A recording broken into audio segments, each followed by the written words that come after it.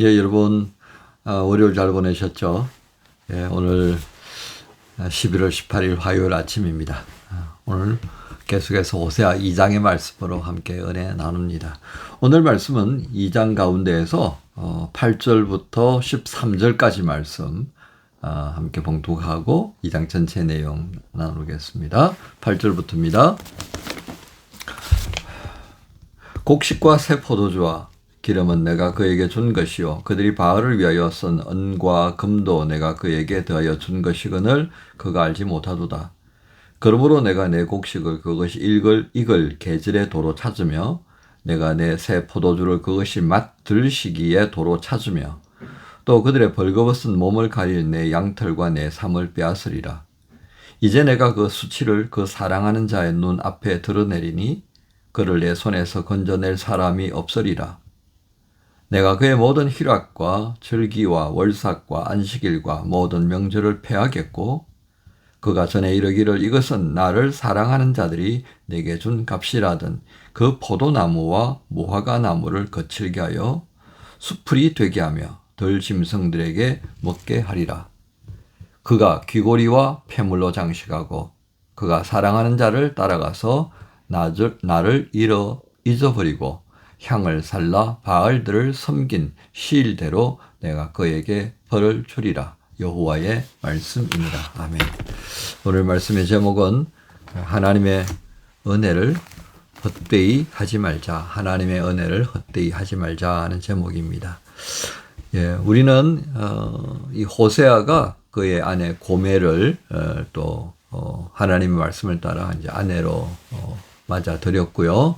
그런데 이 고멜이 음행을 아주 일삼는 그런 방탕한 여인인 것을 우리가 보게 됩니다.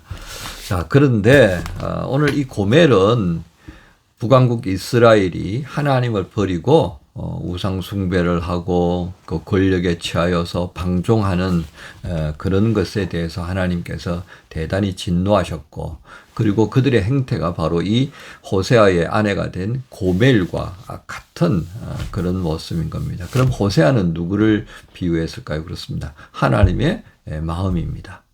하나님의 마음을 이 호세아가 그의 아내가 되어진 고멜을 통하여서 겪는 그 심정을 토한다. 이렇게 보시면 될 것 같습니다.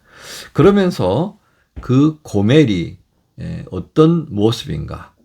하나님께서 은혜를 주셨을 때 그 은혜를 은혜로 여기지 못하고 방탕의 도구로 삼는 것을 말씀해 주십니다. 그것이 오늘 가장 중심되는 8절부터의 내용이다라고 말할 수 있겠습니다. 8절에 보면 곡식과 새 포도주와 기름은 내가 그에게 준 것이요 그들이 바알을 위하여 쓴 은과 금도 내가 그에게 더하여 준 것인건을 알지 못하였다. 그러니까 북왕국이 우리 앞서서 그런 말씀을 드렸죠. 1장에 여로보암 2세가 국제적인 어떤 세력 균형이 이제 깨어지면서 이게 뭔가 정리가 안 되어진 상태입니다. 그러니까 이제 여우가 왕도로 달려고 하는 그런 상황이 된 거죠.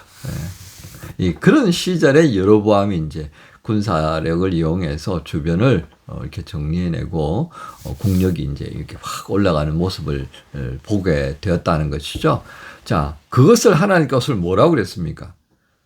곡식과 새 포도주와 기름 내가 준 것이고, 내가 그에게 더하여 준 것이 뭐라고 그랬습니까? 은과 금입니다. 그런데 이걸 누구에게 쓴다고요? 바알을 위하여 썼다는 겁니다. 자신들의 방종을 위하여 쓰고 그들이 하나님을 배신하고 우상을 섬기는 일에 도구 삼았다는 겁니다. 그러니까 이제 9절에 내가 그 곡식, 내가 줬던 그 곡식을 내 되찾을 거다. 새 포도주를 그것이 맛이 들기 전에 내가 뺏어버릴 거다. 10절에 보면 내가 그 수치를 그 사랑하는 자의 눈앞에 드러낼 거다 그랬습니다. 여기 사랑하는 자가 누구겠습니까? 우상인 겁니다. 북왕국이 가졌던 그 탐욕스러움을 대신 만족시켜주는 우상들 아니겠습니까? 그리고 그들의 탐욕이었던 것입니다. 자, 그 좋아했던 것, 그것을 인하여서 수치를 당하겠다는 겁니다. 그러니까 우리가 그렇습니다. 이 안목의 정욕, 이성의 자랑, 뭐 이런 기타 등등의 헛되고 어리석은 것들로 인하여서 우리가 부끄러움을 당하게 될 거다라는 말씀인 겁니다. 정리합니다. 호세아인의 고멜은 결국 누구를 얘기한다고 그랬습니까? 북왕국의 타락한 현실적인 장면들을 그대로 보여주는 한 비유의 인물입니다. 하나님은 이스라엘에 수치당할 것을 그렇게 말씀하셨습니다. 내가 좀 곡식도 백성들을 기쁘게 하기 위해 주셨더니 포도주도 내가 다 되찾아버릴 거다. 그 기회를 누리지 못하도록 박탈해버릴 거다. 그런 말씀이었습니다. 10절에서는 이들이 섬기던 탐욕의 우상들 앞에서 온전히 드러나게 될 것이다. 그들의 어리석음, 그들의 부끄러움, 그들의 탄식들이 다 드러난다는 것입니다. 그런데 이렇게만 끝나버린다면 뭐 그냥 그렇게 살다 끝났다더라 라고 말하겠습니다만은 성경은 그렇지 않잖아요. 하나님의 선하심과 인자하심, 그걸 우리는 긍휼이라고 표현할 수 있겠습니다. 그 하나님의 긍휼은 사랑에서 나오는 것이죠. 14절의 말씀 보면 하나님께서 긍휼히 여기시고 있음을 또 보여주십니다. 그래서 그를 타일러서 광야로 데리고 나가서 광야를 통하여서 하나님의 은혜가 얼마나 귀한 가를 또 한 번 조목조목 깨닫게 해주시는 그런 과정들을 거치게 될 거다. 그리고 돌아오게 될 거다. 이게 이제 하나님께서 하시는 경고의 말씀, 엄히 꾸짖으시는 그 이유입니다. 우리는 오늘 호세아 2장을 통해서 하나님께서 뭘 말씀하신다고 봐야 되겠습니까? 그렇습니다. 오늘 제목에 있는 것처럼 하나님께서 우리에게 주신 게 이게 은혜단 말이에요. 이스라엘 백성들, 북왕국 여로보암 2세를 통하여서 조금 은혜 베풀어 주신 거예요. 그런데 그 은혜를 뭐로 바꿔요? 탐욕으로, 이생의 자랑, 안목의 정욕을 충족시키는 일에, 우상을 섬기는 일에 하나님께서 기가 막혀 하셨다는 말씀이 되겠습니다. 그러 우리는 이렇게 정리할 수 있겠습니다. 하나님께서 우리에게 베푸신 이 은혜를 우리가 어떻게 누려야 하느냐 말이에요. 즉 하나님의 선하시고 온전하신 그 뜻이 무엇인가를 헤아리면서 하나님의 선하심을 따라서 우리도 그 선하신 일에 마음을 두고 그 일을 위하여서 사용하는 도구로 사용하는 것이 하나님이 은혜 주시는 이유단 말이에요. 내 배부르고 등 따시고 그렇게 하기 위해서 그건 아주 기본적인 겁니다. 그것에서 안주하지 않고요. 한 걸음 더 나아가야죠. 부자 농부의 그 어리석은 모습을 우리가 답습해서는 안 될 것입니다. 야, 이제 배가, 농사가 풍년이니까 이제 창고도 더 지어가지고 곡식 다 창고에 넣고 올겨울 내내 배 따뜻하게, 등 따뜻하게, 이거는요, 하나님 없는 사람도 할 수 있다는 거예요. 그런데 하나님께서 이 모든 걸 주셨다라고 생각이 든다면 그 주신 이유가 나 먹을 만큼이 넘치네? 그러면 또 한번 생각해 보자고요. 내가 먹을 만큼 넘치지 않아도요. 또 나눌 수 있어야 되는 마음이 하나님이 주셨다라고 하는 것에 근거하려 살아가는 사람들의 모습이라는 거예요. 왜? 그것까지도 은혜이기 때문에. 그래서 오늘 말씀 속에 우리가 정말 내게 주신, 우리 공동체에 주신, 한 걸음 더 나가서 우리 민족에게 주신 이 은혜를 지금 어떻게 사용하고 있는지, 뭐 조금 더 다르게 표현하면 내가 이걸 지금 어떻게 누리고 있는지, 이생의 자랑과 안목의 정욕을 위하여서 쓰고 있는지, 아니면 하나님의 선하시고 그 하나님의 기뻐하시는 것이 어디에 있는지를 헤아리면서 이것 위해서 내가 써야 되겠다 라는 방향으로 가고 있는지, 아니면 그것조차도 아무 생각 없이 그냥 먹고 땡으로 살아가는 거 있는지. 우리 젊은 날에요, 인생의 목표를 또 한번 정리해볼 필요가 있다니까요. 다들 이렇게 사는데 다들 이렇게 살면 우리가 하나님을 믿는 게 그냥 거기다 액세서리 하나 끼워 넣는 거하고 뭐가 달라요? 뭐 다 그렇게 살면 되는 거지 뭐하러 예수 믿어요? 근데 우리가 그리스도의 사랑을 알고 나니까 이렇게 살면 안 되겠다라고 하는 것이 정리가 되잖아요. 이게 그리스도인이 세상을 살아가는 출발점입니다. 내가 이렇게 살면 안 되겠구나.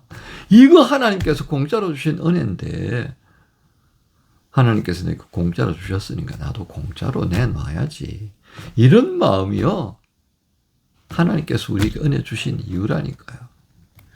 여기서 빗나가 버리면요. 오늘 이 2장에 등장하는 하나님의 실망하는 마음들을 우리가 또 경험하게 될 수밖에 없을 것입니다.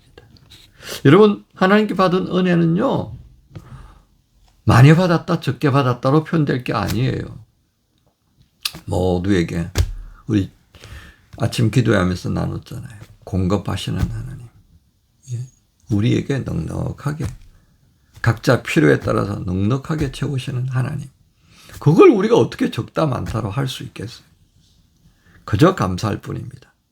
세상적 시각에서 보면 뭐 부족할 수밖에 없겠죠. 그죠? 아, 이것도 해야 되고 저것도 해야 돼.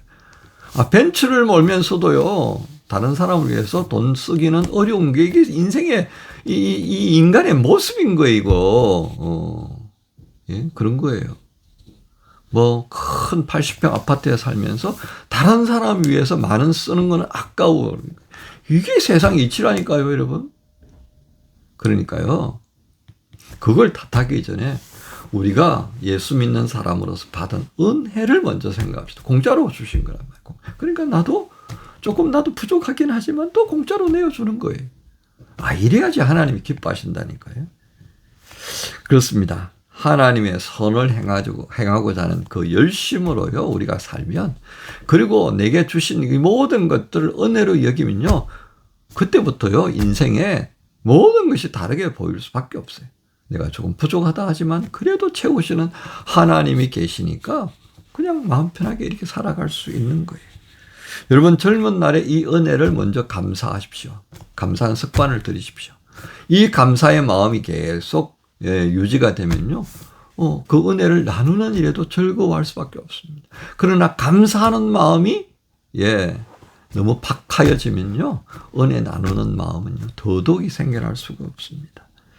여러분, 이 은혜를 어떻게 사용하는지 하나님께 기도하면서 살아가는 이 신앙의 습관, 나쁜 부정적인 측면의 습관이 아니라 긍정적인 측면에 있어서 습관을 기르십시다. 그래서 하나님의 은혜를 헛되이 사용하지 않는, 정말 귀하고 감사하게 사용할 수 있는 그런 삶의 신앙의 훈련이 되어지는 화요일 되시기를 우리 주님 예수님의 이름으로 축복합니다. 주님 감사합니다.